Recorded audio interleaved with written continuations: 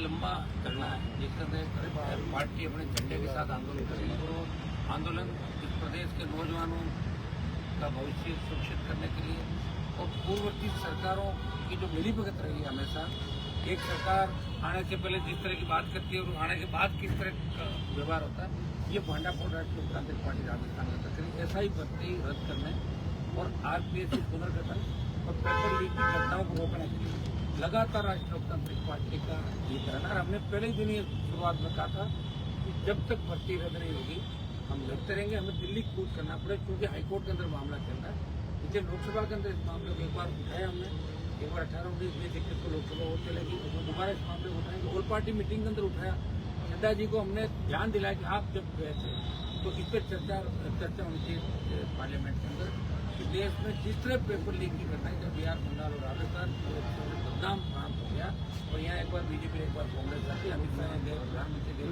और इन्होंने paper leak की घटना को रोकथाम की बातें की। दुर्भाग्य से सत्ता में आने के बाद 1.5 साल तक रीच लेवल पर की सीबीआई जांच नहीं कराई, जिसके खिलाफ फाड़ के बीजेपी सदन में बात करती, ऊपर की बात करती, सड़क पे जब ये आंदोलन करते थे तो उसमें राष्ट्रीय लोकतांत्रिक पार्टी भी रीच लेवल सेकंड फर्स्ट पर जाने के बाद रीच लेवल सेकंड रद्द हुआ, लेकिन फर्स्ट के अंदर जो बड़े मगरमच्छ थे उसमें ईडी की रेड हुई और उसके बाद भर्ती रद्द की। हम सीबीआई जांच की मांग करते। इन मुद्दों को लेकर आरएलपी के योद्धा 112 दिन से यह बहुत बड़ा आंदोलन है और इस आंदोलन ने देश का ध्यान राजस्थान की ओर खींचा। जब मैं पार्लियामेंट के अंदर गया तो प्रत्येक प्रांत से लोगों ने कहा कि बहुत बड़ा आक्रोश रैला था यहाँ पे।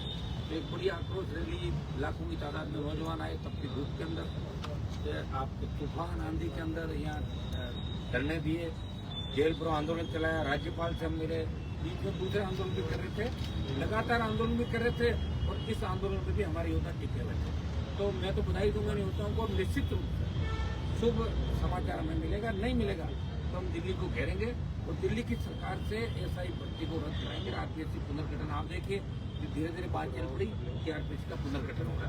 ये हमारे संघर्ष का ही परिणाम है, ये हमारे संघर्ष का ही परिणाम है कि हमने कहा कि सीएमओ के अंदर भ्रष्ट अधिकारियों ने डेरा डाल रखा, भाग्य सारे देखिए लंबा चलेगा। हमारे हाथ में लोकतंत्र के अंदर या तो जनता की ताकत और सरकार को होता है, फिर उसकी ताकत को कलम जिससे हम चाहे जो करते हैं। कलम की ताकत हमारे पास नहीं है और कांग्रेस बीजेपी गोद के अंदर बैठ गई और गहलोत का पीएसओ जिस तरह पकड़ा गया उससे हमारी सारी बातें सही साबित हो रही है कि बड़े मगरमच्छ पकड़े जाएंगे। अब बड़े मगरमच्छ कौन है? ये तो सीबीआई जांच करेगी या ये जांच करेगी तब इसके अंदर अपना मामला खुल जाएगा, लेकिन ये जांच कौन करेगा? भजन लाल की सरकार करेगी।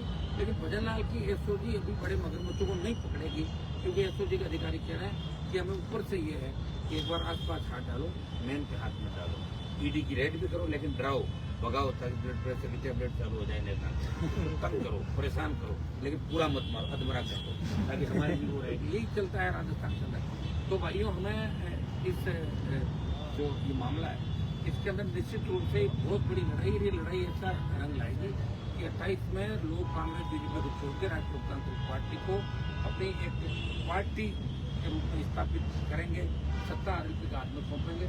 और ये आपने देखा आज कांग्रेस ने तो कुछ प्रयास यहाँ धरना स्थल पर किया, बहुत अच्छी हरकत की कांग्रेस पार्टी ने।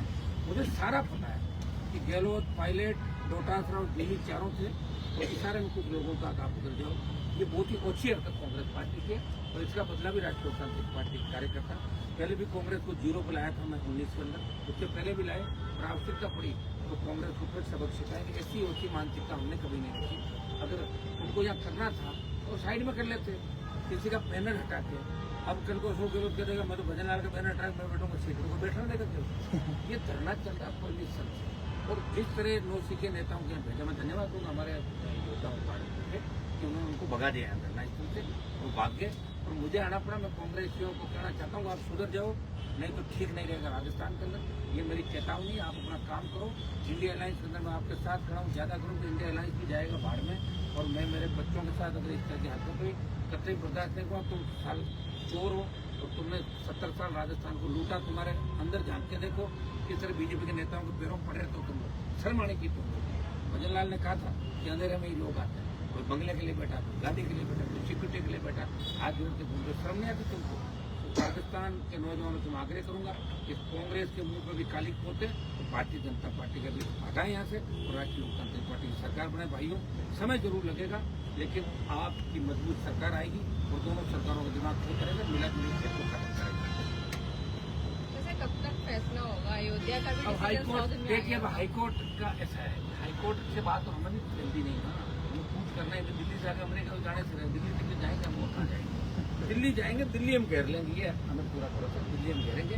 आपने 25 सांसद है राजस्थान के, क्या किसी सांसद ने ऐसा ही भर्ती और आदमी से कांग्रेस का मामला उठाए? लोकसभा में कोई नहीं बोलेगा। सब मिला जुली का खेल है, नारे लगाते हैं और पीछे से एक दूसरे को सुपारी का पैकेट देते हैं और यहाँ एक दूसरे नेता आते तो प्रणाम करते हैं। ये कौन सी परंपरा है भाई, कौन सी संस्कृति है? हमारे समझ में नहीं है। हमने तो जिनसे लड़ाई लड़ी उनको देखा नहीं और फिर लड़ाई लड़ी नहीं, और लड़ी जो पूरी लड़ी और अलायंस हुए जो पूरे हुए। कांग्रेस का खाता ही मैंने खुलाया, क्या औकात थी कांग्रेस के राजस्थान के अंदर? 0 थे 2 बार में। ये तो मेरे से हाथ मिलाया, मेरी पीठ में छुरा घोंपा, उसके बावजूद मैं इनके साथ खड़ा रहा, उस इंडिया अलायंस के साथ में खड़ा हूँ आज भी बीजेपी के खिलाफ। हाँ, वोट चोरी का इश्यू सही है, लेकिन वोट चोरी के साथ पेपर चोरी उठाना चाहिए उनको मामला। मतलब सचिन पायलट को उठाना चाहिए। उसमें तो कह रहे थे वो कि भाई सरकार पे की होने की होने, अरे लोग दबके चिंता कर रहे होंगे भाई। पायलट साहब, दिल्ली के अंदर जो बातें चल रही है आप लोगों की ठीक नहीं चल रही है। दिल्ली में बीजेपी के नेता कह रहे हैं कि हमारे सारे, क्या तुम बीजेपी गोदी में बैठ के सारे क्या इतने कमजोर हो गए कि ईडी की एक रेड से तुमने पेड़ पकड़ लिया जाके भजन लाल के? अगर पेड़ पकड़ लिया तो छोड़ो राजनीति, करो दूसरा काम। क्यों जनता की आंखों में दूध करो? क्यों भ्रामक प्रचार करो? क्यों राजस्थान की भोली वाली जनता को 70 साल ठगा और ठगने जा रहे हो? अब हम ठगने नहीं देंगे। अब राजस्थान का नौजवान अपने हकों की सरकार बनाएगा और राजस्थान की सत्ता पर कब्जा करेगा। मांगने से कोई सत्ता नहीं देता, छीन के सत्ता लेंगे। हनुमान बेनीवाल जिंदाबाद, हनुमान बेनीवाल जिंदाबाद।